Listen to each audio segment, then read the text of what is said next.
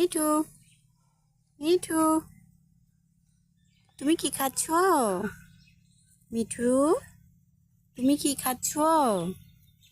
কি খাচ্ছ তুমি? কথা বলো।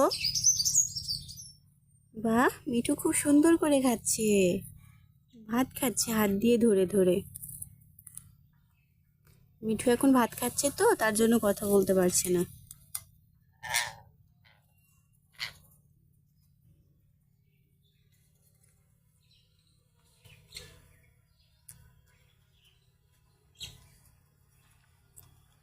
Hello, hello, Mithu.